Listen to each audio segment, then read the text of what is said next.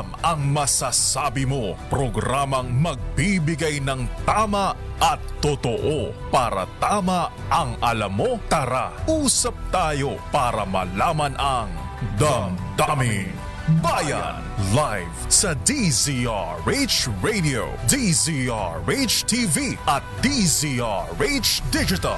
DZRH Damdaming Bayan. Kasama sina Lakay Deo, Makalma at Sister L, Elaine, Apit, DZRH Damdaming Bayan. Damdaming Bayan.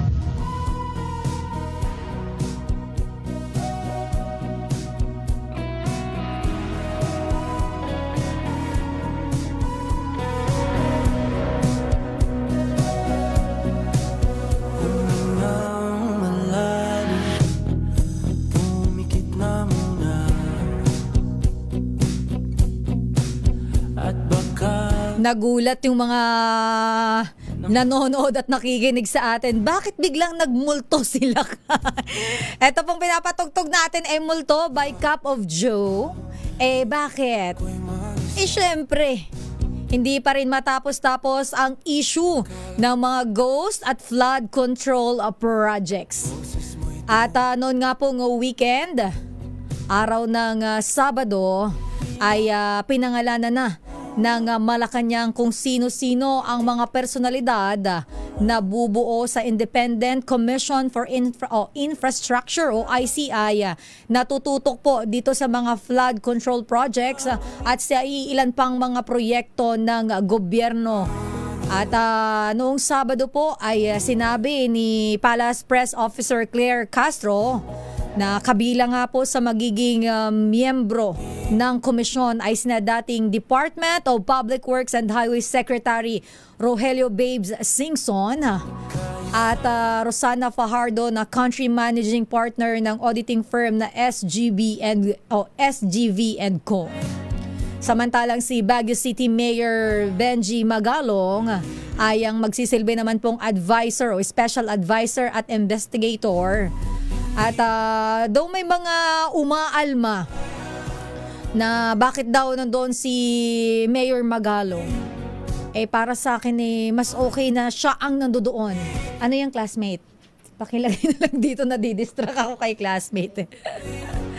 At sa ilalim nga po ng Executive Order number 94 na nilagdaan ni Pangulong Bongbong Marcos, ang ICI ang mag-iimbestiga sa mga individual na nasa likod ng katiwalian sa flood control scandal. Pero ang publiko po sumisigaw na sana sa pagbuo nitong independent commission ay mabigyan po ng hustisya ang pagnanakaw sa kaban ng bayan. At wag naman sanang maging multo na lang at hindi maramdaman ng publiko at sana ay maibalik ang mga pera na winaldas ng napakaraming kurakot na mga opisyal at yung iba nga po yung mga kontraktor na nakinabang sa pera at kaba ng bayan. Habang ang buong Pilipinas ay nakararanas ng pagbaha, binabaha rin naman sila ng pera. Damdaming Bayan. At kaugnay nga po niyan, may mga grupo na magkakasa ng ang tawag nila dito, Trillion Peso March. At yan po ay isasagawa sa September 21. Ay, tama ba ako? September 21, yan ay sa linggo. Ayan, sa linggo po, ngayong darating na linggo, iba't ibang grupo ang magkakasa ng Trillion Peso March. Ito po ay gaganapin dyan sa may People's Power Monument sa EDSA bilang pagpapakita ng pagtutol sa garapalang katiwalian sa pamahalaan. Pero ang panawagan po ng Philippine National Police sa ating mga kababayan ay kung tayo ay magsasagawa ng mga ganitong pagkilos ay sana isagawa natin ng mapayapa at wag namang maging katulad ng nangyayari sa Nepal dahil nga po sa issue ng korupsyon. And of course, noong weekend ay sinabi ng Malacanang bukas po sila sa ginagawa ng ating mga kababayan na pagsasagawa ng kilos protesta dahil ang Pangulo nga ay siya ang nagkasa nitong investigasyon. Pero nakikiusap po ang Malacanang na wag naman sanang maging kumbaga ito yung magiging dahilan o magagamit ng iilang personalidad o iilang grupo para samantalahin ito at maging dahilan ng mas malalang tensyon o gulo. Yan po ay sinusuportahan ng Malacanang yung pagpapakita ng ating mga kababayan ng kanilang galit sa nangyayari sa ating bansa sa ngayon. Pero may pakiusap po sila na sana ay wag namang maging paraan o daan para pagsamantalahan ng ilang mga taong alam naman nating gusto ng gulo at ito yung way nila para mag-cause ng kaguluhan at sana wag naman pong ganon. Pwede naman tayo magkilos protesta, magpahayag ng ating damdamin sa nangyayari nang hindi po tayo nagiging dahilan ng kaguluhan o mas malalang gulo dahil ito pong nangyayari ngayon sa ating bansa magulo na talaga. At kung tayo magpapahayag ng ating damdamin ay sana sa tamang paraan at hindi sa marahas na pamamaraan. Damdamin Bayan. Puntahan muna natin ang update mula sa Palasyo. Chairperson ng Independent Commission for Infrastructure. Inaasang papangalanan na ni Pangulong Bongbong Marcos. Kailan ba ito, Ms. Leth? RH14, Leth Narciso. Ms. Leth. Mr. El, nagpatawag ng maagang press conference si Pangulong Ferdinand Marcos Jr. ngayong Lunes. Inaasahang i-aanunsyo ng Pangulo ang mamumuno sa binuong Independent Commission for Infrastructure. Ito yung makaraang pangalanan na noong Sabado ang dalawang miyembro sa katauhan nila dating DPWH Secretary Rogelio Singson at SGV and Company Country Managing Partner Rosana Fajardo. Tatayo naman bilang special advisor si Baguio City Mayor Benjamin Magalo. Mr. L, ilang araw na inaabangan kung sino yung magiging chairperson nitong Independent Commission at ngayon nga, inaasahan kung bagamat wala pang kumpirmasyon kung ito na nga yung announcement, so far kasi yun yung inaabangan mula sa Pangulo. O kasi Ms. Leth, nung Sabado, ang unang lumabas na impormasyon ay ang Pangulo ang magsasalita pero later on si Press Secretary Claire Castro. So ngayong araw mismo ang Pangulo ang haharap dyan mismo sa press conference, Ms. Leth. Oo, Sister, kasi noong Sabado, dahil na yun yung pasabi na i-anunsyo na ni Pangulong Marcos yung mga miyembro nitong Independent Commission. Kaya siya talaga dapat yung magpo-press con. Kaya lang, marami rin kasing schedule. Si Presidente ng Sabado, di ba birthday niya, pero may mga aktibidad kasi siya. Oo, kaya ang lista, may baka yung oras na alangan. Kaya dapat ay actually bago pa si Yusek Castro, ang una nabanggit ay si Executive Secretary Lucas Bersamin, pero hindi daw available. Kaya si Yusek Claire Castro ang nag-press ko noong Sabado.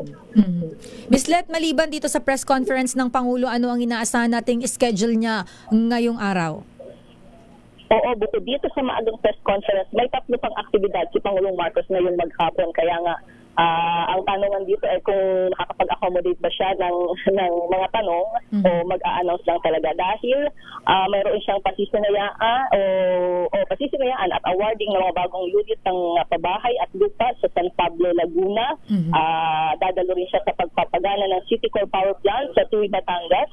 At ang Tarabasa Tutoring Program National Culminating Activity sa Taguig City mamayang hapon naman. So, dalawa yung schedule niya ngayong umaga.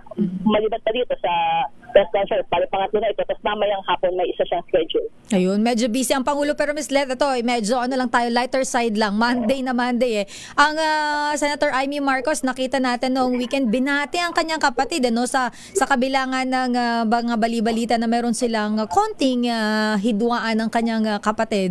Ay, may reaksyon na ba dito ang Pangulo? May statement ba siya? Nag-thank you ba siya sa kapatid niya?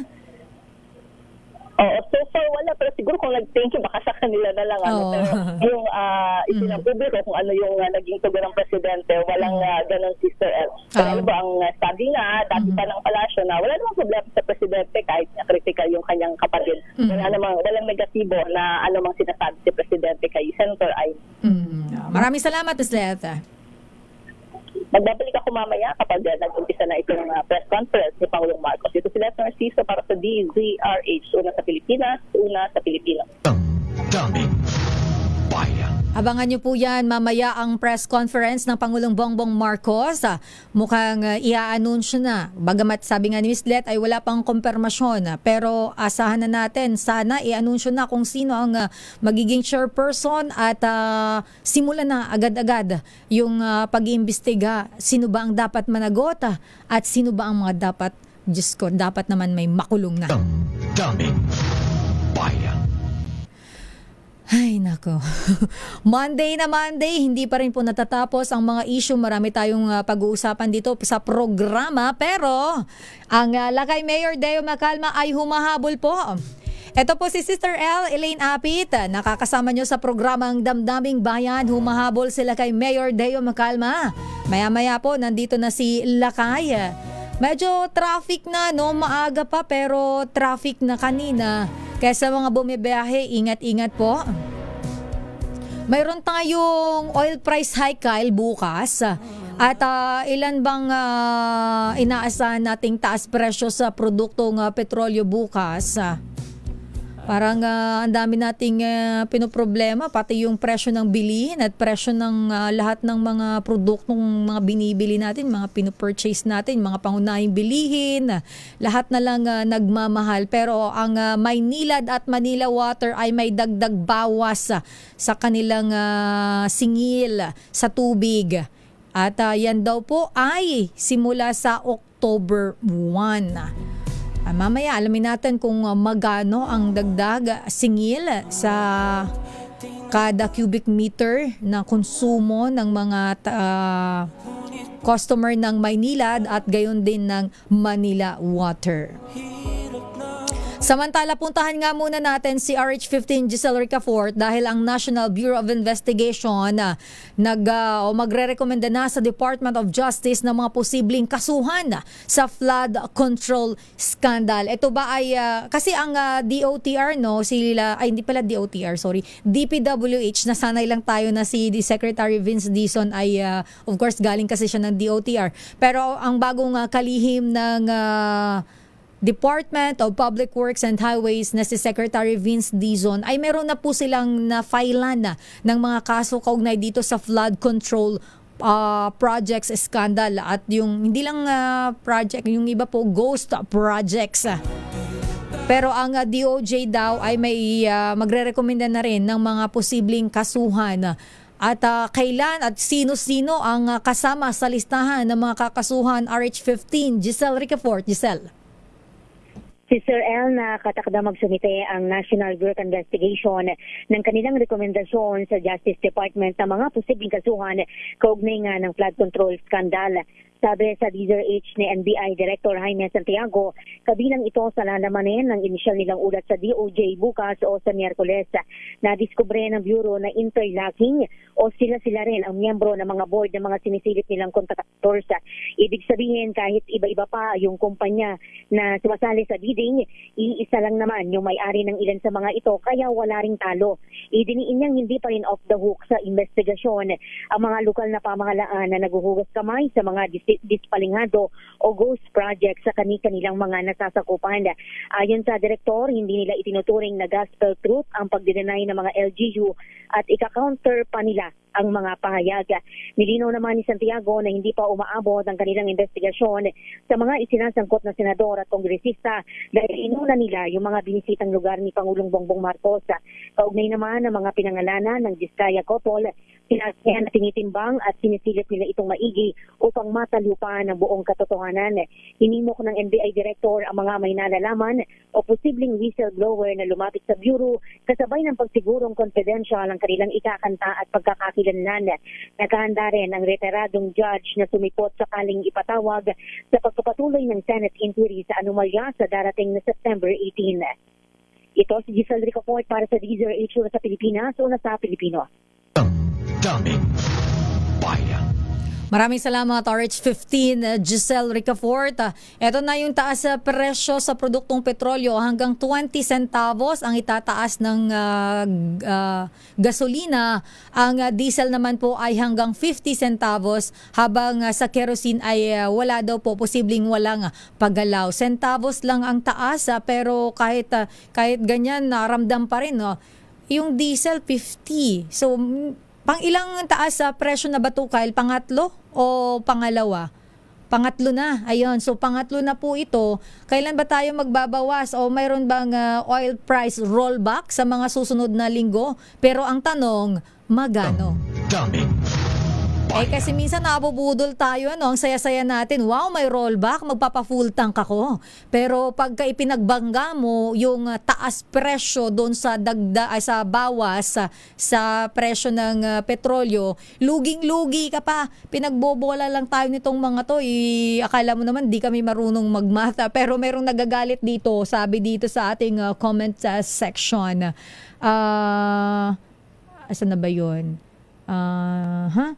Meron siya sabi niya bakit ganon? Ito si Perry Pablico, puro dagdag singil. Sure ba tayo na calibrated ang water meter?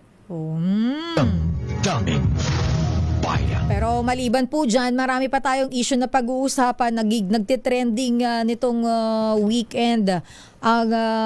Of course, flood control, given na yan. Pero nitong weekend po kasi marami pa rin mga lugar ang binaha. Kahit walang bagyo, dahil lang po sa mga kukonting pag-ulan, marami po ang mga lugar na binaha. At yan ay inuugnay pa rin sa issue ng flood control projects. Actually, ang kasama sa mga lugar na binaha, yung nakita nyo ba yon sa mga, alam ko, yung ilang mga viewers, listeners natin, very active sila dahil yung sa Davao City, na isang rider yung tinangay, rumaragas ang tubig kasama yung kanyang motorsiklo. Viral na viral to kasi baha, ang tindi nung baha dyan sa may Davao City. At ang pinupunan nila yung statement ni Omar Duterte ba yun, Kyle? Kung hindi ako nagkakamali, yung si mayor ba siya ng Davao, si Omar Duterte? Paki-research nga, sorry.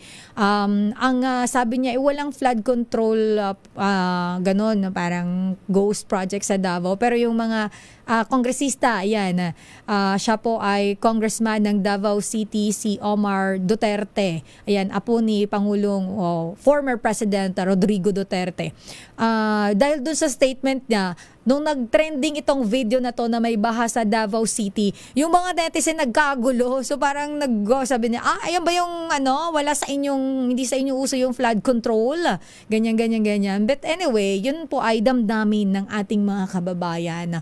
Of course, sa nangyayari po sa ating bansa, hindi natin maiiwasan na yung mga tao nag-iisip, nagre-research, nag-check kung saan-saan ba yung may mga flood control tapos binabaha.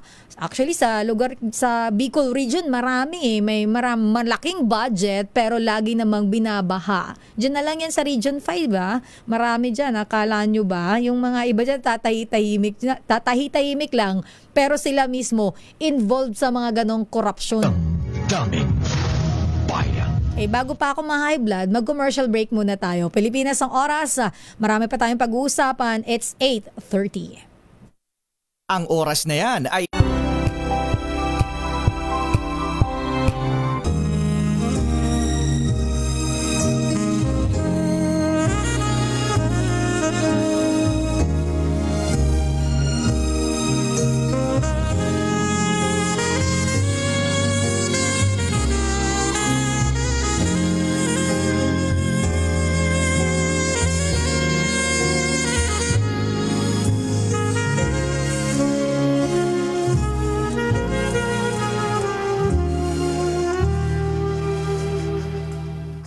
Christmas and a Happy New Year from DZRH.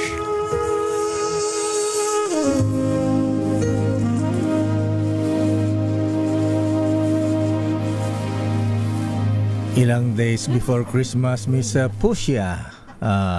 Wait lang, lakay. Naka-Pusya ka ba? Pusya ba yan? O Fink ka? Ayan.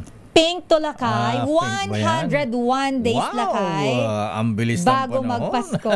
Good morning, Lakay! Good morning, Sister El. Sa halip na Christmas bonus, ha?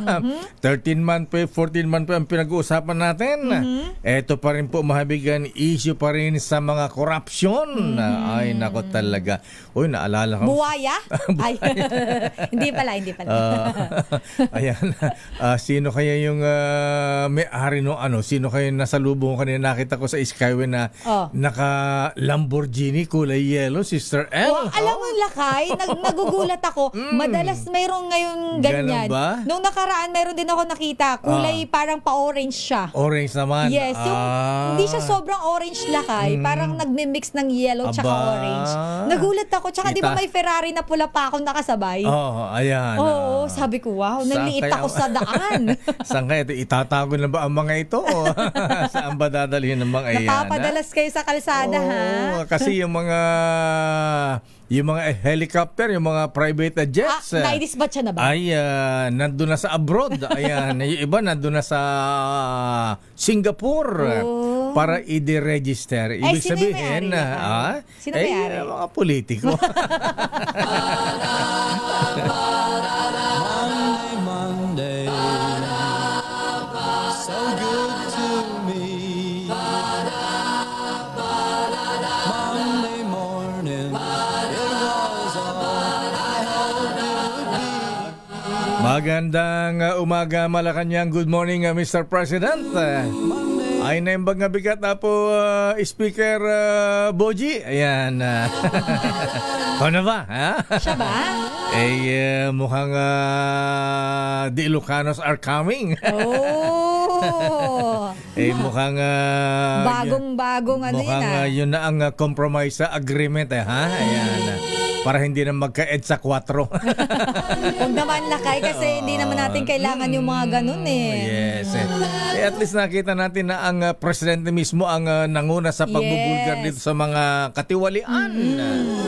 Kaya nga itinatag na po mahabigan ng Independent Commission on infrastructure. On infrastructure. Ayan. ICI, Lakay, tawag nila. ICI ba ang tawag nila dyan? O basta Independent Commission daw. Basta yung komisyon na to ay sana, Lakay, may maipakulong ang komisyon na ito. Abay, sino ba yung pangatlo, ha? Akala ko pangatlo na si Miss na. Ayan. Mukhang busy sa flag racing si Mr. Mayor General Benji Banyes sa Magalong. Investigador lang siya. Ayan. Ano siya, Lakay? Special advisor. Special advisor. And tapos, investigator. Investigador. Yes. Bakit gano'n? Pero maraming umaalma, Lakay. Oo nga naman. Alas yung power. Ayan. Investigasyon lang. Ayan. Dapat kasama. Mukhang ano kaya ang mangyayari, ha? Apo Justice Tony, ayan, kasama ka rin dito, Apo. Ayan, yung kababayan din namin taga-Paway. Ayan, si dating Supreme Court Associate Justice Antonio Carpio. Ayan, lumulot ang kanyang pangalan. Wala natin kung ito ay i-appoint ng Pangulong Marcos. Malalaman natin mamaya, ha? Kung siya bang chairperson. Yes, kasi ang inanunsyo, puro miyembro palang, Lakay, At meron na pong may press ko na mamaya ang Pangulong Marcos sa Malacanang. Tingnan natin kung ano ang announcement ng Pangulong Marcos. Lalapot mahabigan niya ang DPWH Secretary Vivencio Dizon. Ayan. Abay, good morning, boss. Ayan, pupunta po sa AMLAC mamaya, ha? Anti-Money Laundering Council. Actually, on the way na siya. At yung mga nagnakaw sa gobyerno, ayan. I-free-freeze na ang inyong mga properties, mga ari-arian. Okay. Lilinawin lang daw ni Secretary Dizon. Mukhang pag nalinaw niya ito, Lakay, iiyak na yung mga mapi-freeze na. Yung ba mga 25 officials ng DPWH at contractors ay kasama na sa mga i-freeze ang kanilang mga assets. Matapos magtungo sa AMLAC ang ating DPWH Secretary Dizon. Sige, tama lang yan. Ayan, para kasi iba mukhang nahuli na tayo. Oo nga, Lakay. Yung mga properties nila, yung mga private jets nila, yung mga helicopters, nadala na sa abroad. Ayan. Na-dispatch yan. Ayan, pwede pa kayong habulin yan ng AMLAC. Ayan. Pero ang malupit po rito mga bigan, ayan, unti-unti na naglalabasan yung mga nagsamantala sa pondo ng bayan. Ayan yung pinambili ng mga property sa Forbes Park. Wow! Oh, wow! Abay, yung isang meron pang hindi binabanggit ha? Yung isang undersecretary ng DPWH. Meron na ring mansion parang kilala sa ko yan. Forbes Park. Kilala ko yan, no? Kilala mo ba yan? At mukhang nababanggit ang kanyang pangalan. Yan, So anyway, mahabigan pero malupit yung isang politician, ha? Abay yung sinasabi ng 2x2 kanina na ilang square meters, halos isang bloke sa Forbes Park, ha? Meron din property. Alam mo yung binabanggit na address, Sister L? Ito yung Ambassador's Row kung tawagin, di ba boss, sa north of Forbes Park, ha? Ito yung mga mayayaman sa Forbes Park, ha? Andun yung mga pinakamayayaman sa Forbes Park, yung North Forbes kung tawagin, Sister Kasi L. Lakay, never ako nakapasok pa dyan. Labas lang talaga ang nakikita ko. So, nandun yung sabi nga nila, pinaka nakaka-LL. Ayan. Pinaka nakakaluwag-luwag. Pinakamaluwag. At sabi nga ng ating bubit dyan sa Forbes Park, Lakay, sabi niya, ang pinakamababang house and lot dito, ha? Abay, kulang-kulang 2 bilyon. Ayan, oo. Tapos Kung nandun wala- itong Yes, politikong ito. Oh my God. Ilan na kayo ninakaw niya? Ay. Magkano lang ang sweldo kaya ng isang public servant? Malit ang sweldo ng mga empleyado ng gobyerno pero malaki ang sahod. Ayan. Gusto ko yan, Lakay.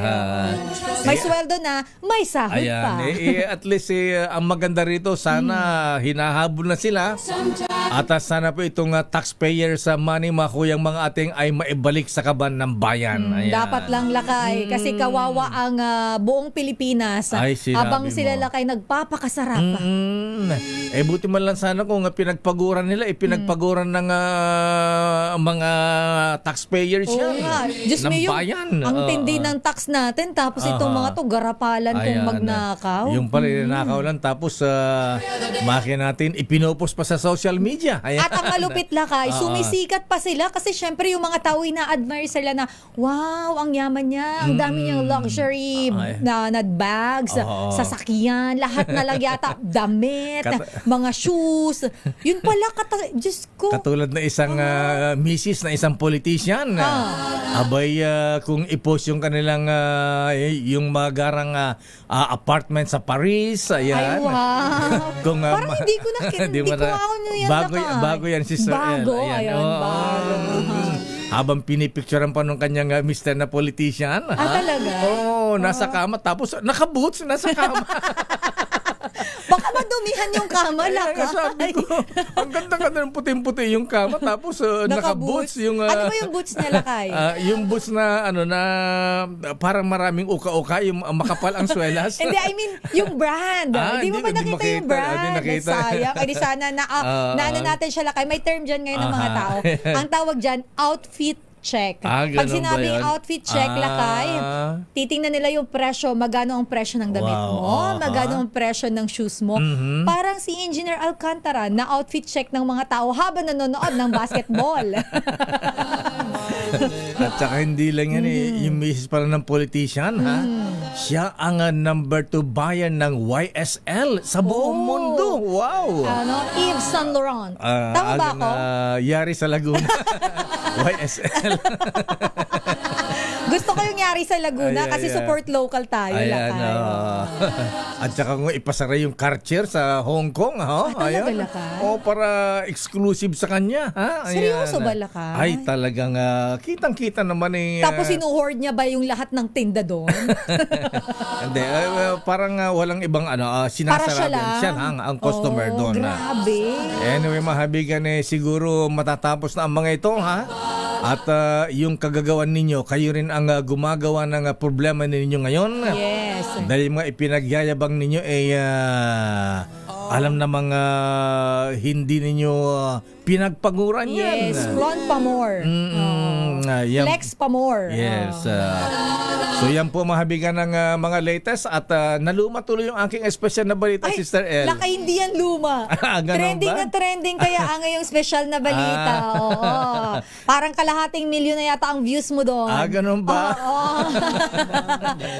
Dahil over the weekend, pinagpiestahan ng mga tao kung sino itong opisyal ng DPWH. Wow. At may update ka dyan. Oo nga. Abangan po ninyo yan. Grabe. May part 2 po tayo doon. May resort pa pala, ha? Nakakaloka. Hindi ko kinaya lahat. Pero, maraming pinatayo. Pero maganda naman pala yung chick, Sister L. Ang ganda, no? Kaya pala binubuhusan siguro ni Sir. Grabe na yung term mo na binubuhusan. Binubuhusan ng luho. Ha? Ayan, tinitingnan yung may feature siyang ala Demi Moore. Kita talaga? Mo, may angulo yung girlfriend ng DPWH official na maganda. Ha? Ala Demi Moore. Maganda nga siya lakay. Pagka, actually, di ba yung iba lumang picture yon. Yes. Pero yung nakita ko yung present lakay. Sabi ko, gumanda lalo siya lakay. Siyempre naman. Ano tawag sa kanya lakay? Alam mo kung ano? Ano? Ikaw na magsasabi mo. Ganun ba? Ayoko dahil bubuit mo yan. Mamaya, naluma tuloy isang... Kasi yung bubuit mo, chismis ng chismis sa akin. Oo, kaya nalaman ko.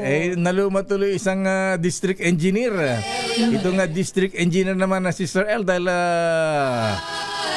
mukhang bago-bago. Ito naman ito ay katas ng 40%. Ayan. 40%? 40% sa mga kontraktor na kanyang nakadil. Kung yung iba ay namimili ng mga sports cars, mamahaling bahay sa Forbes Park, eto simple lang ako, sabi niya, siya ay namili ng 15 franchise ng 7-Eleven. Wow. Seryoso? Yes. 15 franchise ng 7-Eleven. Alam mo na, Kay, pang-retirement na raw ito. Pwede na raw siya mag-retire. Pero matalino yan, Lakay. Nag-iisip. Bakit? Negosyo yun eh. Ayan. Diba? Isipin mo yun. Ang daming branches nun. Hindi katulad ng luho ng mga pinapakita mga alahas, yes, mga mamahaling sasakyan. Yes, pero still, ito ay 40%. Katas ng 40% komisyon. 40%. Mataas din maningila kaya. Matayo 40%. 40%, sobra-sobra yun. Sinabi mo, ha? Anyway, habigan, babalikan po natin ang mga isyong yan. Standby, Let. Ayan, ready na ba ang Pangulong Marcos sa kanyang press con? Antabayan na po, mabigan, ano kaya ang announcement ng Pangulong Marcos ngayon sa Malacanang? Aba, kakaiba to, Lunes na Lunes, ha? Oo, maaga lakay. Merong press conference ang birthday boy. Ayan. Ay, binati siya ni Manang Aimee. Ganun ba? Sabi niya, naragsak kapag sangay bonget. Naragsak apa nagkasangay. Ayan, bonget, lakay. Parang ano lang yan eh. Sabi ko, bati na ba yung magkapatid? So anyway, standby, Let Narciso, standby, Raymond at Paas. Ano ang latest sa Senado? May kudeta ba o wala, ha? Standby, Manang Milky Regunan. Ayan. Abay kung may pagbabago ng liderato sa Senado, ayan, susunod na rin ba dyan sa Kamara de Representantes? Wow! Babalikan natin ang mga report na yan. Oras, Sister L, Chief Justice Alex Jesmundo. Ayan. It's 8:52.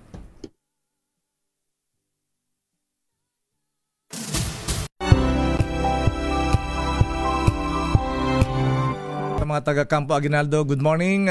Defense Secretary Gilbert Teodoro at siyempre ang ating AFP Chief General Romeo Omet Browner Jr. Naka-red alert po ang AFP.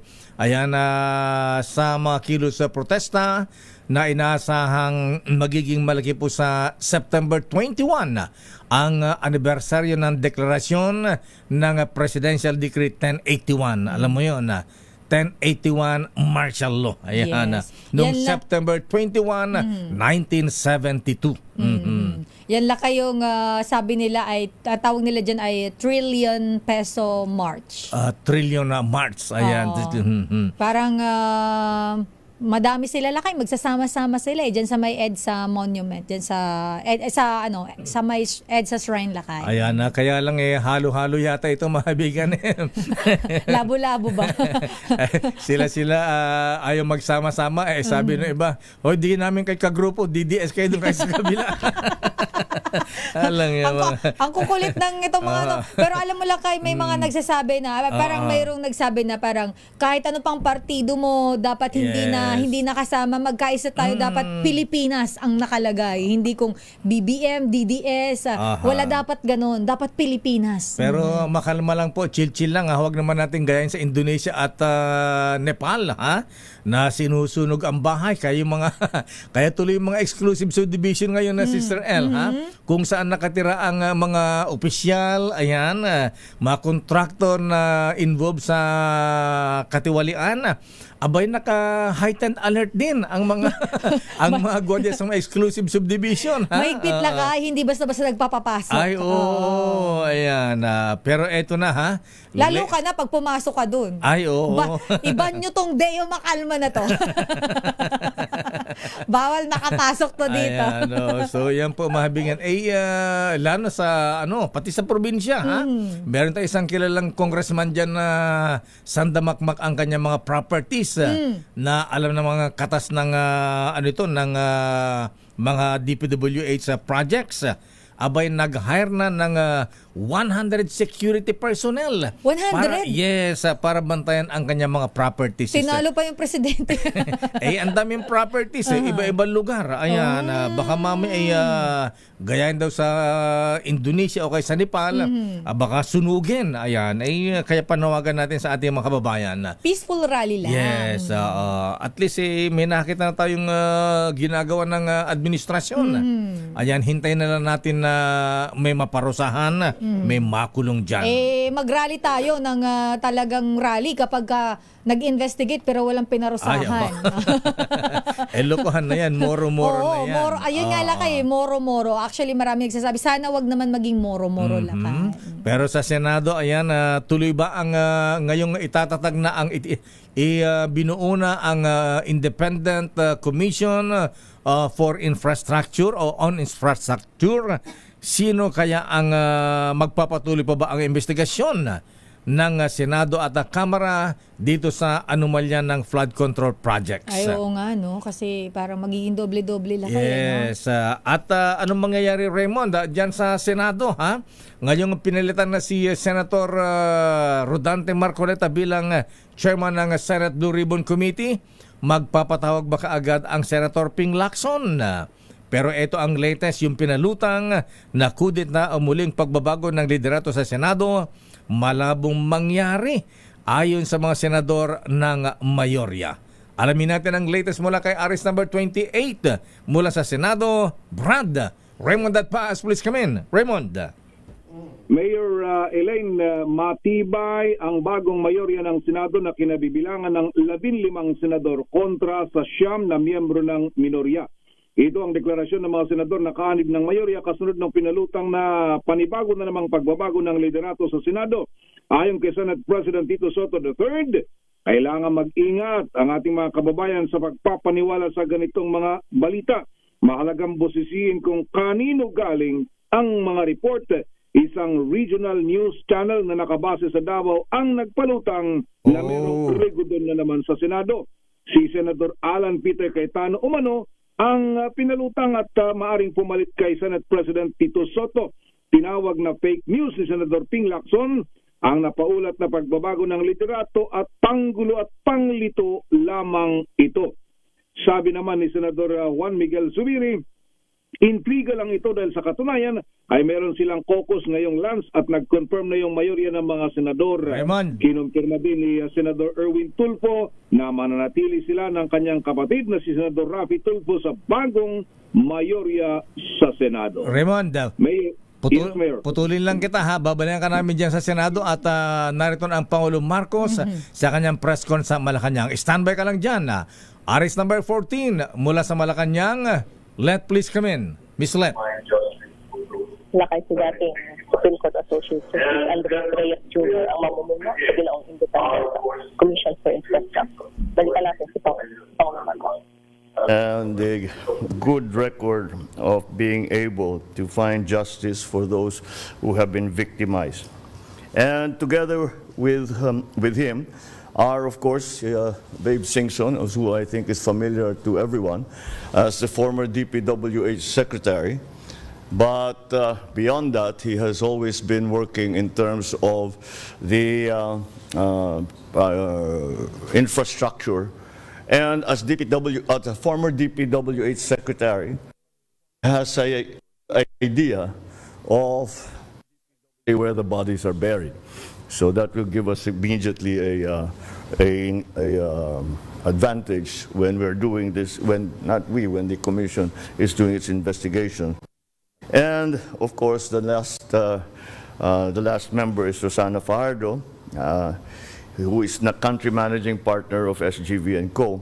She is a certified accountant, and she has, again, with her experience, and we are hoping to take advantage also with some of the experts that they have in SGV in terms of accounting, forensic accounting, all of these things that will be necessary. We have included Mayor Benji as a special advisor as well. I've been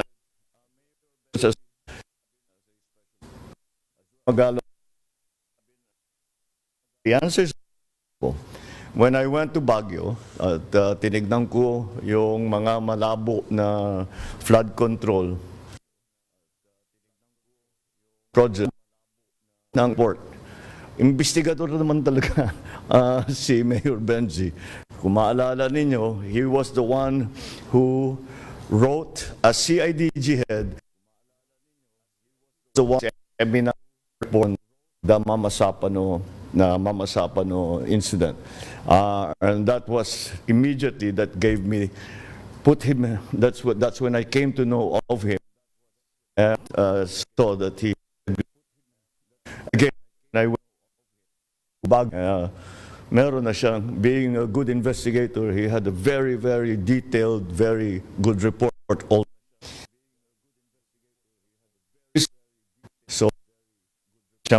So, what are the commissions? It's a long discussion, not a long. There was a discussion, of course, as to what were the powers to be granted to the commission, and the debate centered around whether they will have subpoena powers, and they can also hold people in contempt. Nearly subpoena powers were necessary. However, the contempt powers, the power to hold people in contempt, I think there's a real body. This is a body.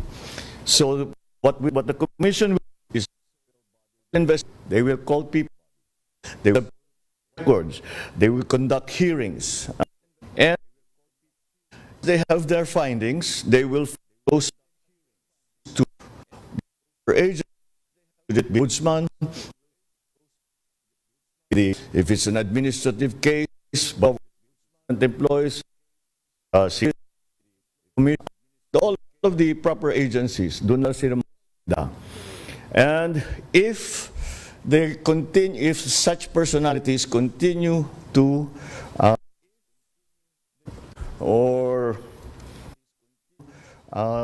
avoid or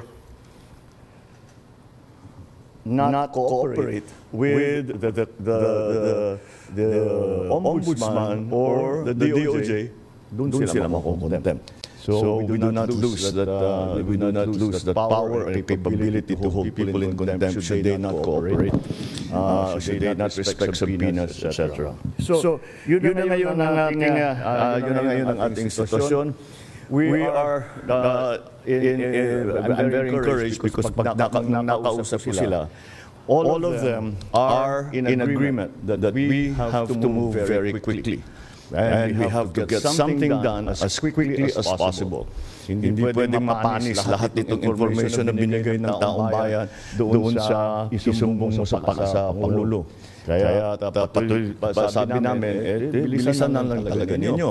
And that's why they have to meet as often as possible.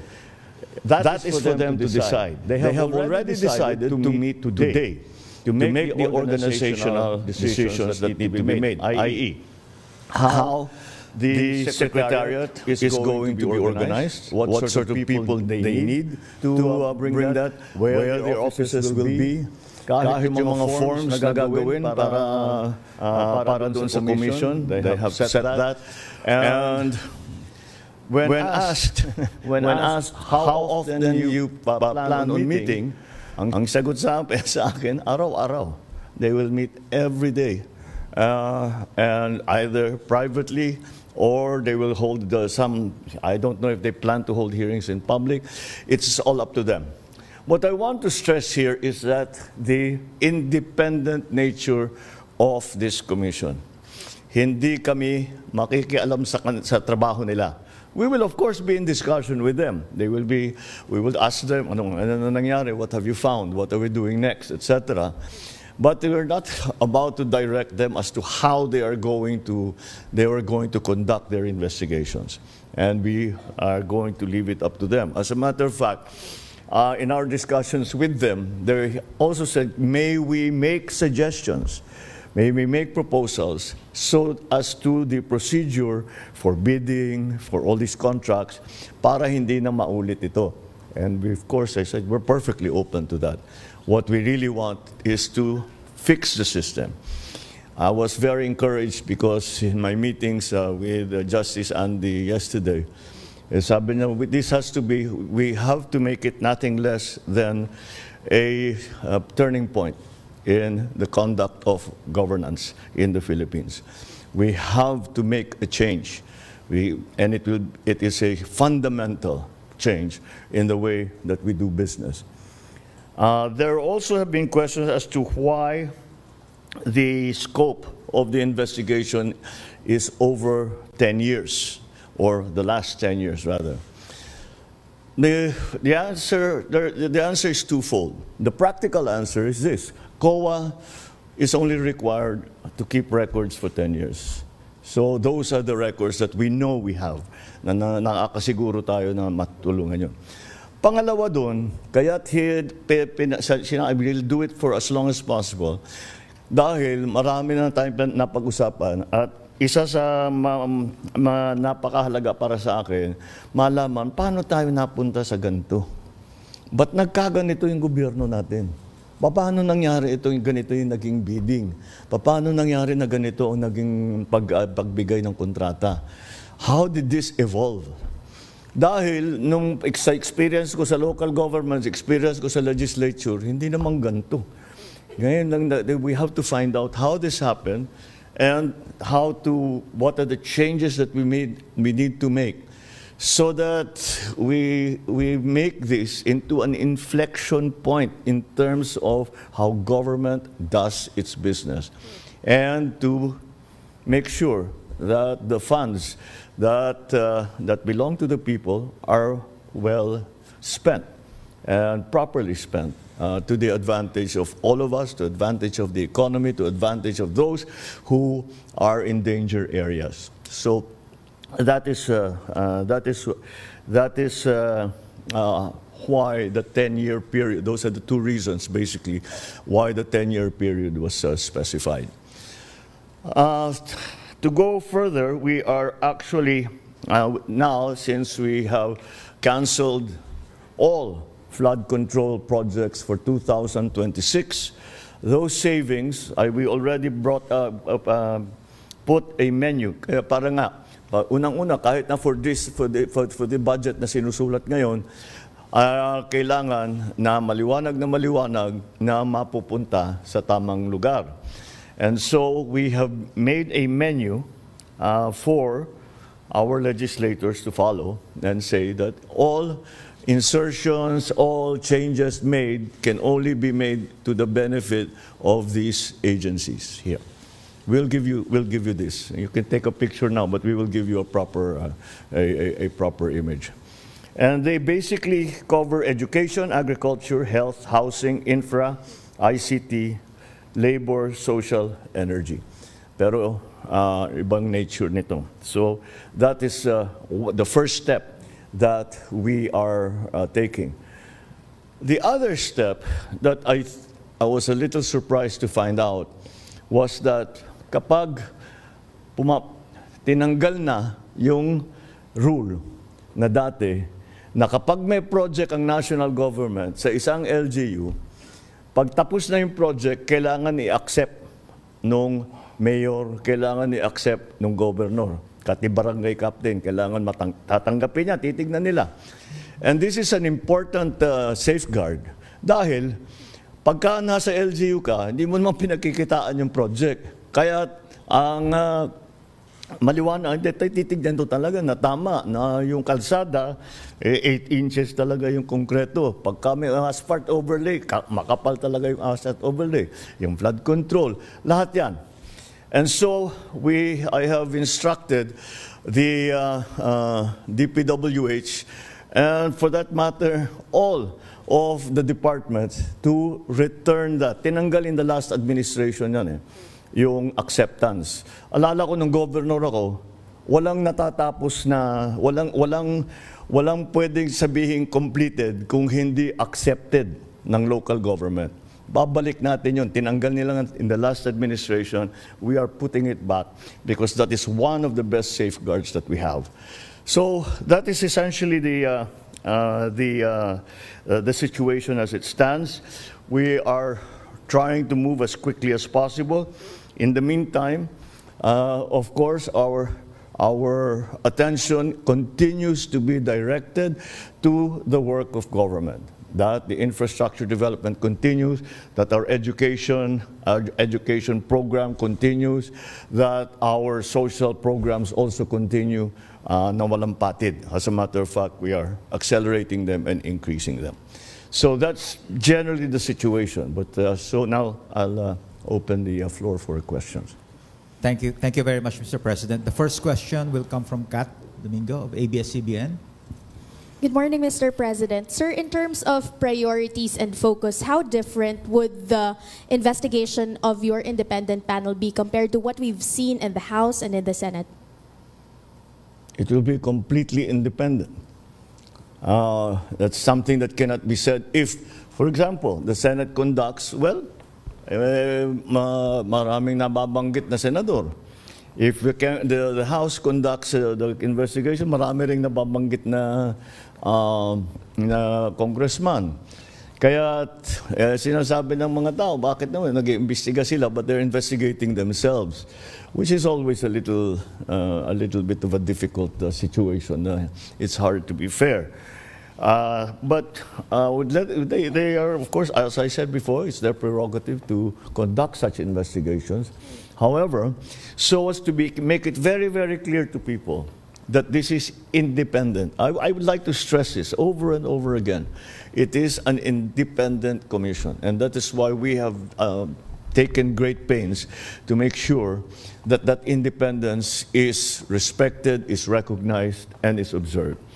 And that's what we plan to do. And that's the difference, is that we can say, at least this commission can say, they have no ties to any part of government. If you look, they are all out of government. They are all personalities who are out of government, except for Mayor Benji Magalong. And the reason he became a special advisor is because he would have had to give up his mayorship to take on this position. So he chose to keep his mayorship. I don't blame him, but nonetheless, we can use his talents. But that is the specific. That is for us the differences that we can point to show that it is in fact independent. Sir, just a follow-up question. Congressman Toby Tiangco has blamed your cousin, House Speaker Ferdinand Martin Romualdez, as well as former House Appropriations Chair Zaldico, as one of the culprits behind the schemes. Aside from repeatedly mentioning that the panel will be independent, how do you convince the public that your cousin and other allies, both in the House and in the Senate, would not be spared from the scrutiny of this panel? Well, there's only one way to do it, isn't there? They will not be spared. right. Anybody will say, hindi, wala tayong kinikilingan, wala tayong tinutulungan. Wala namang maniniwala sa'yo hanggat gawin mo eh. So, gagawin namin. All right. Thank you, Mr. President. The next question from Rich Bon, Daily Tribune. Good morning, sir. Good morning. Can you tell us more, sir, about the selection process of the ICI? Were there others po ba that who were considered to join the commission? It wasn't.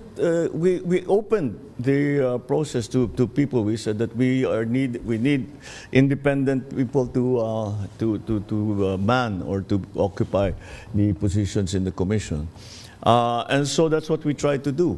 And we contacted many people and see if they saw if they were willing. But essentially what we needed was somebody like Justice Andy Reyes, because he is a former justice, and he will know how to conduct those hearings procedures so that they are legally correct, procedurally correct. And then Babe Singson, I think, is an obvious choice also because this is a former DPWH secretary. And we also, of course, a lot of the work will be on an accounting job, forensic accounting. So, of course, the expert Rosana Fajardo from the SGV will be able to provide that expertise. So I think we've covered all of the important areas that need to be handled. Beyond that, I cannot tell you how the commission will organize itself. I cannot tell you what the secretariat will look like. And the reason I cannot tell you is that these are not my decisions to make anymore. Those decisions will be made by the commission. Next question from Ann Soberano. Mr. President, good morning po. Good morning. Oo. Sir, hindi matatawaran ang track record ni Mayor Benjamin Magalong, lalo na po yung stint niya during CIDG chief siya. Pero may we know your thoughts, Mr. President, in choosing Mayor Magalong as special advisor and investigator ng ICI instead of tapping the NBI and the PNP-CIDG? Kasi na-mention nyo po na hindi po kayo magsasama ng politiko po sa commission. Although, special advisor naman po siya, Mr. President. Thank you. Because NBI and all of those are part of the government. So again, if there is a suspicion that maybe in the investigation, the previous investigations, baka tinulungan sila ng mga kasama nila sa NBI, mga ganon. These things happen. So, para matanggal na yung possibility na ganon ang mangyari, wala talagang kasama kundi sila. Pero eventually pupunta rin yan dun. Kasi kung may findings ang ICI na ang recommendation dalhin sa ombudsman, halimbawa, magko-conduct sila ng investigation. DOJ, magko-conduct sila ng investigation.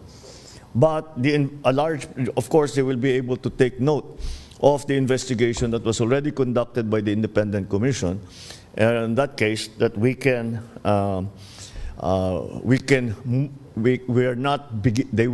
their preliminary investigations will not start from square one, but will continue to build on what has already been found by the ICI. Thank you, Mr. President. Thank you. Thank you, Mr. President. We have two more questions, Mr. President. Sure. From Leth Narcisa, DZRH. Good morning, Mr. President. Ibon Foundation said that billions of fund control funds concentrated in the ruling parties. May we get your comments, sir? Are you aware of it? That is the case in every single how do you say, legislative body. Siyempre, the majority party is the majority party. So silang pinakamarami. But again, if there's nothing particularly about that, because talagang pupunta, they are the most numerous in the House. For example, Lakas is the most numerous in the House. So they will have the most locally funded projects. The problem here is not the amount. The problem here is the uses of those funds. Kahit naman sa kanila napunta lahat, kung magandang patakbo, di walang problema. Kung yung flood control, napakaganda. Kung yung lahat ng mga project, napakaganda. Yung dredging, perfect. Eh di ano problema? Walang problema. But that is not the problem. That's not where the problem lies. The problem lies in the actual implementation of the projects. And that's what we are investigating. Ginagawang, wala namang ginagawang politika na naman. Thank you, Mr. President. That's what we wanted to do. Remove it from politics. Don't politicize this. It's simple numbers dito. Simple lang to. Magkano ang ninakaw na pera ng mga balasubas na ito? That's what we need to know. That's what we need to fix. And now that you bring it up, one of the things that we are looking at, dahil iniisip ko, kakasuhan natin sila. Then, okay, the cases will go on. May mananagot, meron dyan makukulong, meron dyan mapa-fire, whatever. Para sa akin, kailangan buuhin nila yung project. Dahil, kung titignan ninyo, may warranty lahat yung project na yan. Kahit sinabi nilang completed, pag na-discover na hindi tama ang pagkagawa, they still have to respect, they still have to honor the warranty that they have given us to complete the project properly. So we can still go back to them at sasabihin natin sa kanila, balikan ninyo yung walang kwentang project na ginawa ninyo at ayusin ninyo ng maganda. Out of your own pocket. Number one. Now, I don't know what will happen after the ICI will make their findings known to whatever agency, kung they will be fined. Nasa sa kanila na yun. That's, again, it's beyond the executive's purview. So, that I think, let us not focus on the politics of it. Let us focus on simple pesos and centavos of it. Thank you, sir. Thank you, sir. The last question will come from Ivan Mayrina, GMA7. Mr. President, while the ICI is just about to begin its work, protest actions have already been mounted and more are being organized. The ones on the 21st are expected to be big. Is this a cause of concern for you that it might potentially snowball into something similar to what happened in Nepal or Indonesia? Well, that is only if we don't do anything about it. Look, what we have found, you have to remember, I brought this up. And it is my interest that we find the solution to what has become a very egregious problem. And since this has all been exposed, well, it's actually known to many people, but it has now been exposed to the general public. Do you blame them for going out into the streets? If I wasn't president, I might be out in the streets with them. So, you know, of course, they are enraged. Of course, they are angry. I'm angry. We should all be angry because what's happening is not right. So, yes, express it. You come, you make your feelings known to these people and make them answerable for the wrongdoings that they have done. Palaman ninyo ang sentimento, palaman ninyo kung paano nila kayo sinaktan, kung paano kayo ninakawan nitong mga ito. Palaman ninyo sa kanila, sigawan ninyo, lahat, gawin ninyo, mag-demonstrate. Just keep it peaceful. Kasi pagka hindi na peaceful, mahirap na yan. The police will have to do its duty to maintain peace and order. But to show that you are enraged, to show that you are angry, to show that you are disappointed, to show that you want justice, to show that you want fairness, what's wrong with that? I want to show that there is justice. I want to show that there is fairness. I want to hold these people accountable just like they do. So I don't blame them. I don't blame them. Not one bit. All right? Maraming salamat, Mr. President. Thank you very much, members Thank of the you. Malacanang Thank Press you very Con. much. That concludes our press conference. Thank you. Daming Bayan. Wow, ayan na po mga kaibigan, ang sabi ng Pangulo, ayan, abay, nobody will be spared, sabi Ms. Let, ha? Pati ang kanyang pinsan, ang House Speaker Ferdinand Martin Romualdez, at ang napaka-powerful na chairman ng Appropriations Committee noon na si Congressman Saldico, na sinasabi mga masabi natin mastermind or pag malaki ang pagkakadawit po mga kaibigan dito sa issue ng flood control projects anomaly. Alamin natin ang latest mula kay Let. Ayan, Let, okay ka na, ha? So marami ang sinabi ng Pangulong Marcos, ha? Bukod sa bagong composition ng ICI, at ang chairman nga ay former Supreme Court Justice Andres Reyes. Ayan.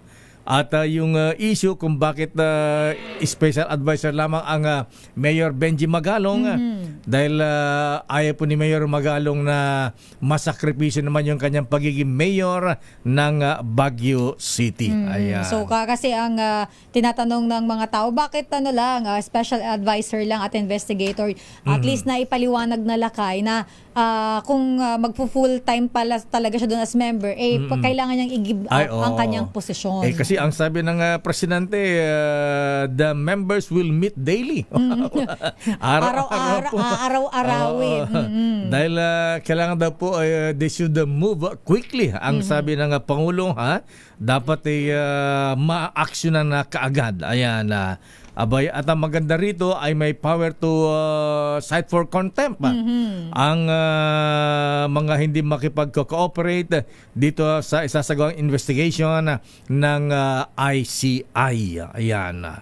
Let, ready ka na? Ayan. At isa pa po mga kaibigan, ayan, yung mga magsasagawa ng protesta, ayan, welcome daw po, sabi ng Pangulong Marcos, dahil may karapatan kayong magalit.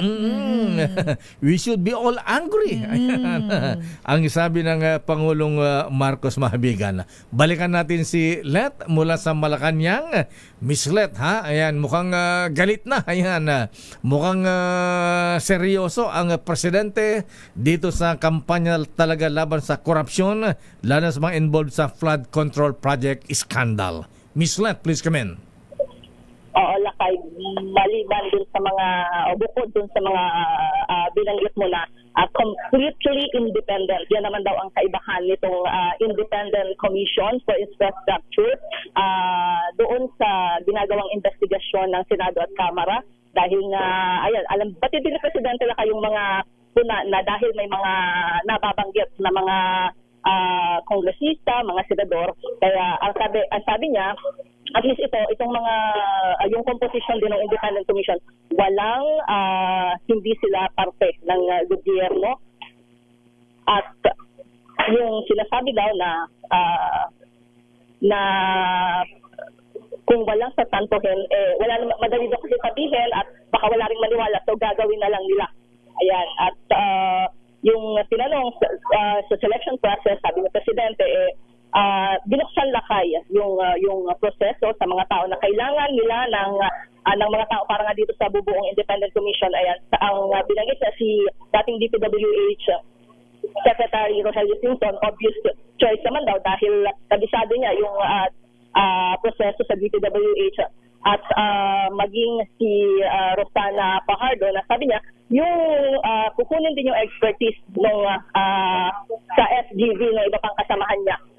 Secretariat, yung iba pang magiging parte nitong Independent Commission, hindi na daw si Presidente Lakay ang magdedesisyon yan, kundi yung commissioner. Okay? Ayan, okay. So, nandyan ba sa yung members ng ICI, andyan ba sa Malacanang ngayon, Ms. Let? Inimbitan ba ng Presidente? Wala lakay ang sabi niya, kahapon sila nag-meeting ni Justice Andy Reyes. Ayan, Abay, tingnan natin. Dahil ang malupit dito, ang binanggit niya, Miss Let, ha? Ayan si Pinsan. Ang kanyang pinsan si Speaker Martin Romualdez at Congressman Saldico. Sabi niya... Lakay, ayan. So, ano ang mangyayari dito? Lang daw, walang spare yung investigasyon. So, ito na sinasabi natin na malaki ang possibility na magkaroon din ng pagbabago, change of leadership sa House of Representatives, Ms. Let. Aabangan natin yan, Lakay. Dahil hindi naman napag-uusapan yung ganyan. Ayan. Sa bagay, lang na natatanong sa House na yan. Dahil si Speaker Romualdez ang namumuno sa Kamara at ang involved ay yung mga kongresista doon sa kanilang mga proyekto. Actually, sinagot na nga rin ni Presidente Lakay yung sinasabing mukhang nakopo ng ruling parties yung mga proyekto para dito sa, o yung pondo dito sa flood control project. Ang sabi niya ay, kasi kung ruling party, syempre, mas marami talaga yung mga miyembro niyan, kaya mas malaki yung naging share nila. Pero wag daw politikahin yung Lakay. Correct. At sabi nga niya, kung hindi daw siya presidente, baka ano rin, ha? Sasali din siya sa mga magrarally, magpoprotesta. Oo, dahil tama lang naman daw na magalit at tama rin na mag-demand ng accountability at humingi ng hustisya sa nangyayaring ito. At kaisa daw yung presidente dyan, Lakay. Ayan, just keep it peaceful, ang sabi ng Pangulo, ha? Ayan, sige, sumama kayo sa rally, ayan, basta maging mapayapa lang, ha? Maayos yung makilos protesta. Tama, Lakay. So, yan, yung naging anunsyo ni Presidente sa maagang press conference na ipinatawag niya ngayong araw ng Lunes. Pagkatapos ito, Lakay, didiretso si Presidente sa Laguna dahil meron siyang event doon. Okay, anong event sa Laguna, Miss Let? Walang pasok sa Laguna ngayon. Lakay, meron siyang pagpapasinaya at awarding ng mga bagong unit ng pabahay at lupa sa San Pablo, Laguna. Ayan, okay. So from Malacanang, pupunta ka agad siya ng Laguna ngayon? Oo, Lakay. Tapos didiretso pa siya ng Batangas at mamayang hapon meron pa siyang schedule sa Taguig. Aba, busy-busy Ayan. Busy siya ngayong araw ng Lunes, Lakay. Kaya nga yung press conference talagang kaninang umaga lang ang pasabi, Lakay. Anong meron sa Batangas? Laguna, Lakay. Hindi. Sa Batangas Laguna, tapos Batangas. Oo, sa Batangas, Lakay, ay pagaganahin yung City Core Power Plant sa Tuwi, Batangas. Power plant sa Tuwi. Oo, Lakay. At sa Taguig naman mamaya, mayroong Tarabasa Tutoring Program National Culminating Activity. Ayan, abangan natin kung magbabasa ng story si Presidente sa mga bata. Talaga, ha? Ayan, storytelling. Okay. Maraming salamat, Miss Let.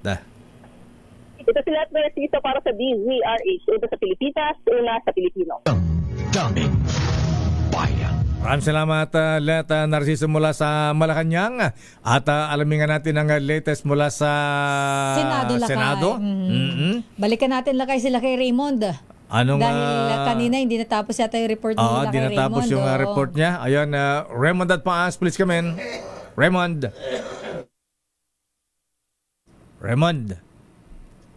Ayan, babalikan natin si Raymond Dadpaas mula sa Senado. At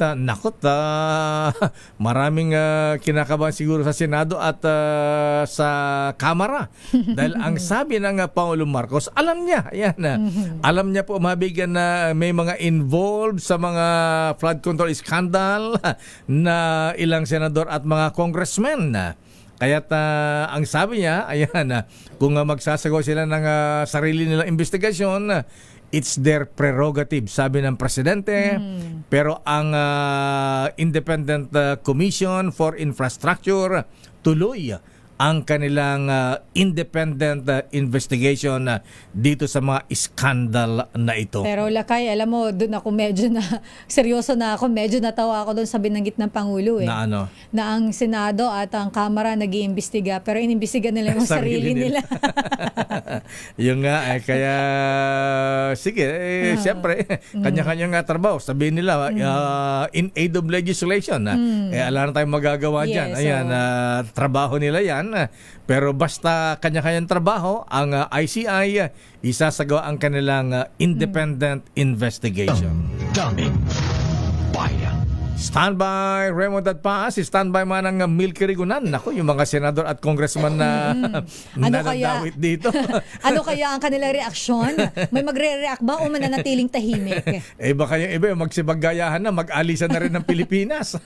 Bigla ma-high blood lakay, tapos pumunta ng ibang bansa. Ayan, di ba yung binilita natin, taga Central Luzon, tumalis na ng Pilipinas, kasama ang buong pamilya, Sister El. Alam mo lakay, kilalang-kilala pala yun. Ay, may kakilala kasi akong taga dun sa kanila. Ganun ba? At alam na hindi niya alam, hindi to aware sa balita. Sabi niya, feeling ko yung ano namin kasama diyan kasi antindi nun eh.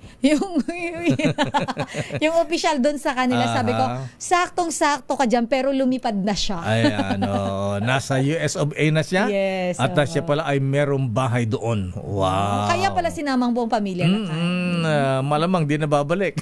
Notorious.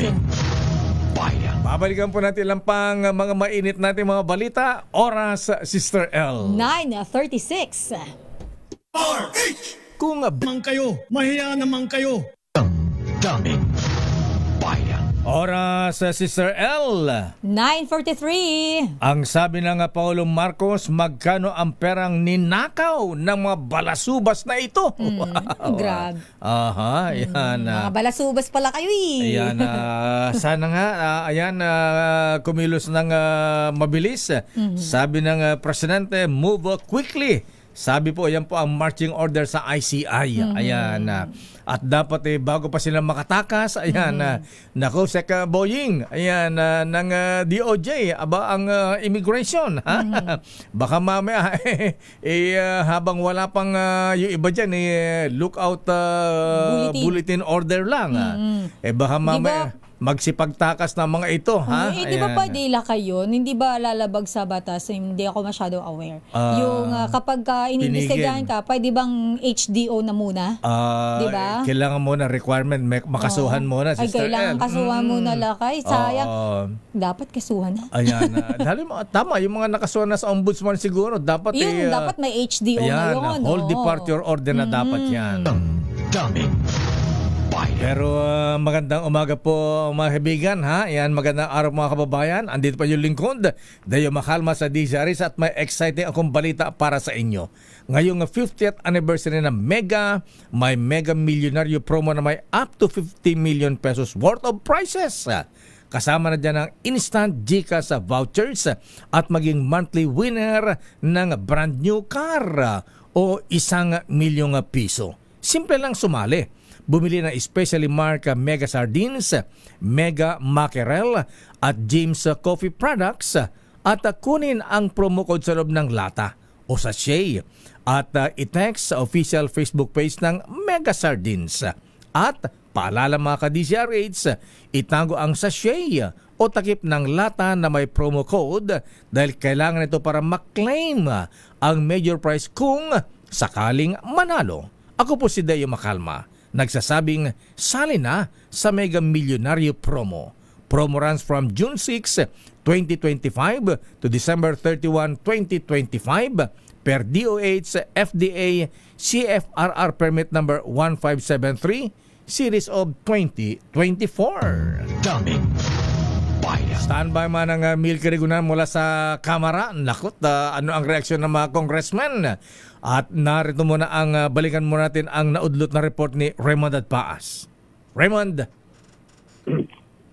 Mayor, yung tungkol doon sa napaulat na change of leadership daw dito sa Senado ay pinasisinungalingan ito ng mayorya. Sa katunayan ay naghahanda na sila dito sa gagawing caucus ng mga senador ngayong tanghali na inanunsyo ni Senate Majority Leader Juan Miguel Zubiri at karamihan daw ng mga kapwa nila senador ay nagkumpirma na kaya walang batayan yung sinasabi na meron na namang change of leadership at una nga nito ay pinalutang yung pangalan ni Senador Alan Peter Cayetano na posible daw pumalit kay Senate President Tito Soto III. Sabi nga ni Senator Erwin Tulfo, sa kanyang tingin, mahihirapan na yung siyam na minorya na makakuha pa ng karagdagang boto para bumaligtad at magkaroon ng muli na namang pagbabago ang liderato ng Senado dahil silang magkapatid ni Senator Raffy Tulfo ay mananatili na sa bagong mayorya ng Senado.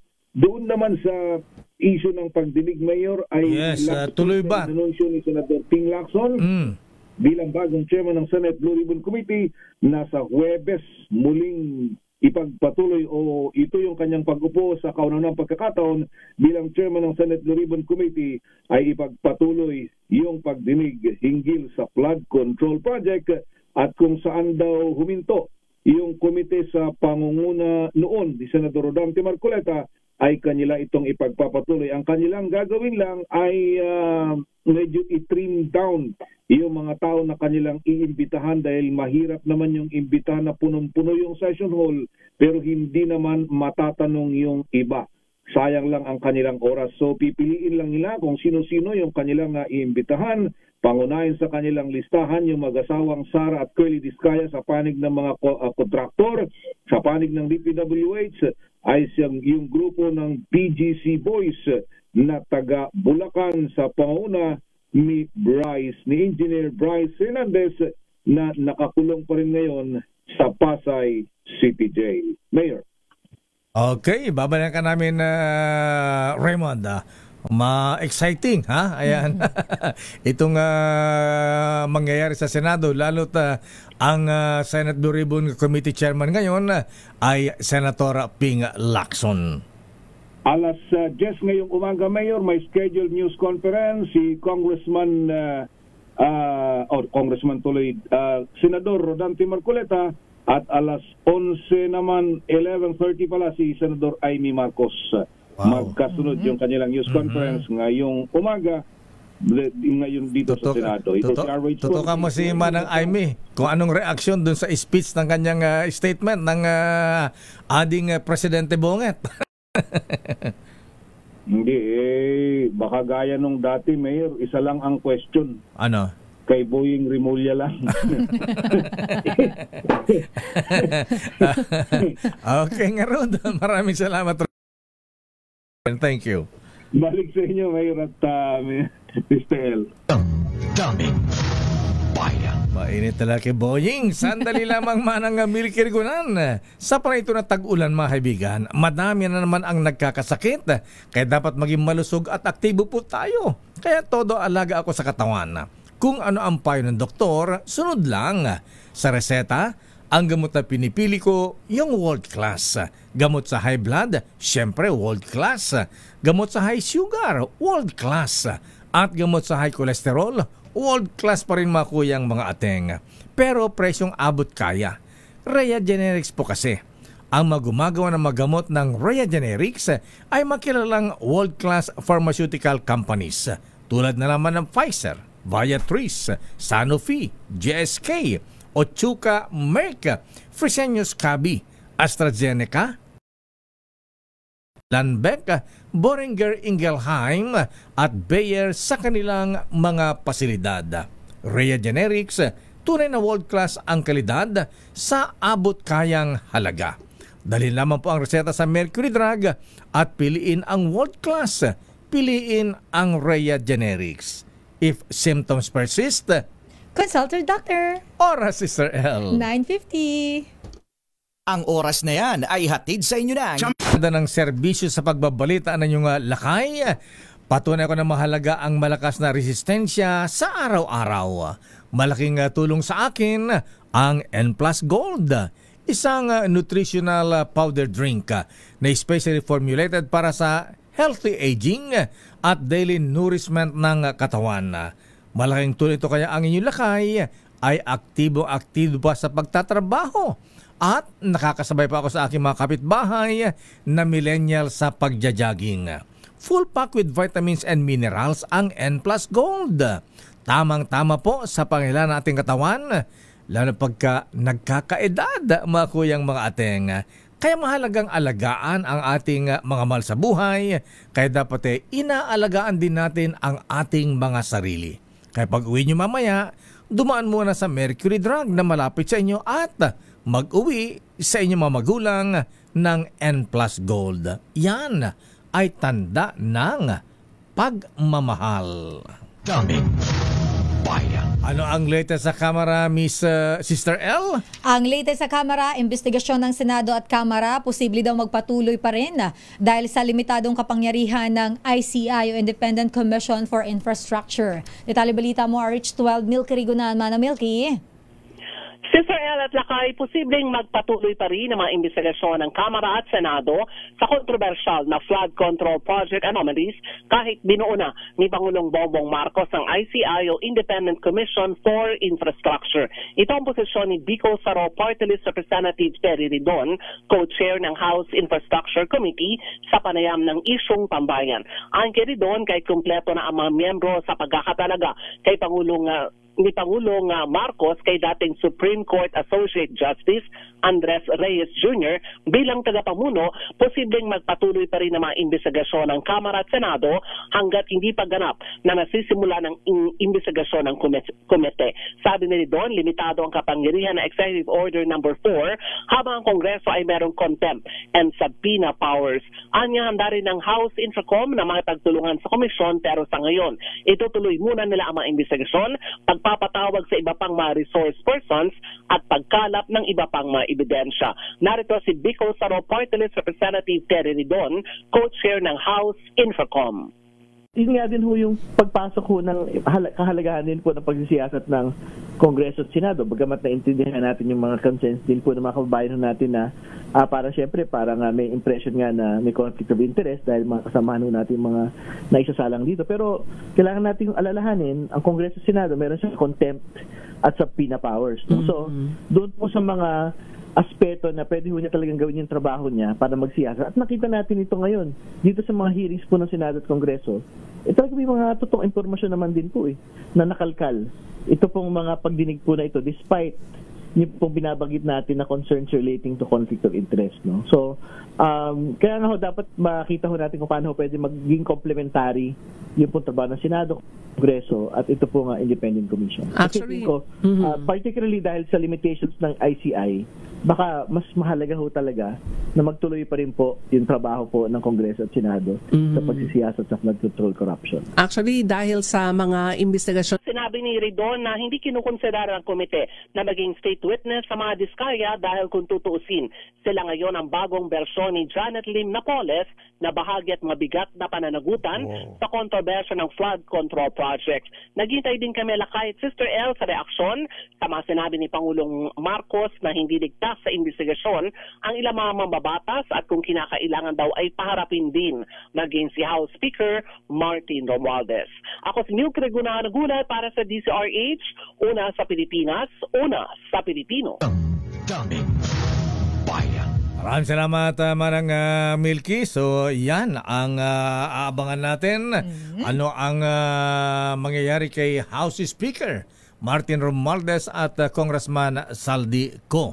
At ilang pang kongresista na nadadawit po sa mga iskandal ng flood control project kasama na ang insertion. Report mo lang kay Boy Gonzales, Sister L. May kaugnayan pa rin ito sa mga anomalya sa flood control projects. 3 opisyal ng DPWH Bulacan sinibak sa serbisyo dahil nga sa anomalya sa flood control projects. RH29, Boy Gonzales. Boy. Sister L. Lakay, tuluyan ng sinibak sa serbisyo ni DPWH Secretary Vince Piso ng 3 opisyal ng DPWH sa Bulacan First District Engineering Office pero sa pagkakasangkot sa manumalyang flood control project sa lalawigan. Kinilala ang mga sinibak na sina dating Assistant District Engineer Bryce Erickson Hernandez, Construction Section Chief JP Mendoza at Account Juanito Mendoza. Batay sa desisyon na inilabas ngayong araw, September 15 na napatunayang guilty ang 3 sa mga kasong disloyalty to the Republic and to the Filipino people, grave misconduct, gross neglect of duty at conduct prejudicial to the best interest of the service. Ayon kay Secretary Dizon, ang parusang dismissal from service ay bilang tugon sa direktiba ni Pangulong Ferdinand Marcos Jr. na papanagutin ang sino mang may direktang kinalaman sa katiwalian sa flood control project. Bukod sa pagkakatanggal, pinatawag din ang 3 ng perpetual disqualification to hold the public office na nangangulugang hindi na sila kailangang maaring makabalik sa anumang posisyon sa gobyerno. Nilinaw ng kalihim na ang dismissal ay hiwalay pa sa mga kasong kriminal na isinampalaban sa mga naturang opisyal. Ito si Boy Gonzales, sa Arizona sa Pilipinas. Boy, pakiulit-ulit yung 3 pangalan na sinibak ni Secretary Vince Dizon. Ang mga sinibak na lakay, si dating Assistant District Engineer Bryce Erickson Hernandez, Construction Section Chief JP Mendoza at Accountant na si Juanito Mendoza. Ano itong JP Mendoza at Juanito Mendoza? Magkapatid ba yan? Magpinisan? Walang bilanggit na lakay. Parehas lang silang ng apelido. Pero si Bryce... Pero si Bryce... Nakakulong sa City Jail yan, sa Pasay. Oo, lakay. Si Bryce Hernandez. Sa yung mga nagsangkot sa mga opisyal o mga politiko na nasangkot sa flood control project. Okay, maraming salamat Boy Gonzales. Ito si Boy Gonzales para sa Visa Arizona sa Pilipinas, una sa Pilipino. Maraming salamat Boy Gonzales at ulitin lang natin ang announcement ng Pangulong Marcos kanina, Sister L. Ang bagong miyembro o chairman ng Independent Commission for Infrastructure ay si dating Supreme Court Associate Justice, Retired Justice Andres Reyes Jr. Ayan. Lakay pa for background mabilis. Siya ay naging Associate Justice ng Supreme Court mula 2017 hanggang 2020. At siya ang inappoint ni dating Pangulong Rodrigo Duterte kapalit ni Associate Justice Bienvenido Reyes.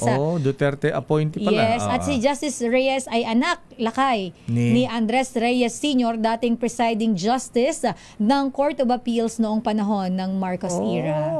Family of lawyers. Pamilya justices. sila kayo ng mga justices.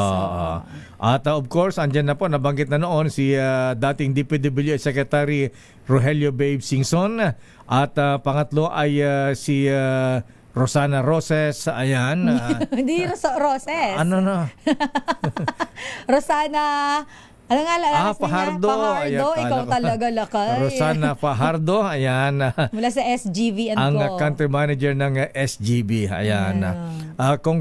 Good luck sa inyong trabaho, ayan.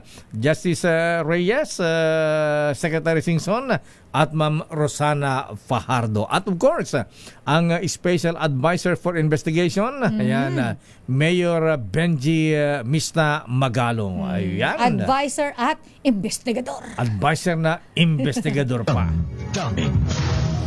Pero bago tayo magpaalam, batiin mo natin na happy birthday si Kapitan. Ayan, pilot ito, Sister L. Sino yan? Ayan, Kapitan Kurt Raffles ng Cebu Pacific. Wow! Happy birthday po, Captain. Binabati ni Engineer Papadon at Mama Donya Luz Biminda Raffles. Happy birthday kay dahil natin engineer dito si Don Raffles. Ayan. At Wilson Fernandez. Happy birthday Kuyang Von Blaze, Kuyang Bubut Bordeos at Kuyang Angel Pedralbes. Binabati ng mga brethren sa Calao Masonic Class number 136 at si ating Dong De Leon. Teka muna Kuya Resti, ano ba pangalan ni ating Dong ba o Dang? Ayan, ba't Dong ang nakalagay dito, ha? Ating Dong or Dang De Leon, binabati ni baka Kuya typo lang yan, Resti. lakay. Ayan, baka Dang. Dang ayan. yan. Magkatabi yung O tsaka A sa cellphone. Tingnan mo nga, ayan. At pag tinignan natin ay parang ang layo. Malayo ba? Pala ko Dong nga. Dulo-dulo lakay. So hindi pwedeng kasi kung magkadikit yan, pwede nagkamali ng pindot. Yes. Happy wedding anniversary kay ating Governor Lai de la Cruz ng Rotary Club at Kuyang June de la Cruz mula kay Kuya Jimmy Ocampo at Salud Malyari at El Cid. At lakay, batiin mo rin ang happy birthday muna si Ate Dulce. Birthday mo ni Dulce? Oo, happy birthday Ate Dulce na nakamonitor sa atin dyan sa pantry. Ay, Ate Dulce mi amor. Ayan. Perdigones. Ayan. Dulce mi amor Perdigones, happy birthday. Happy birthday, Ate. Hindi kita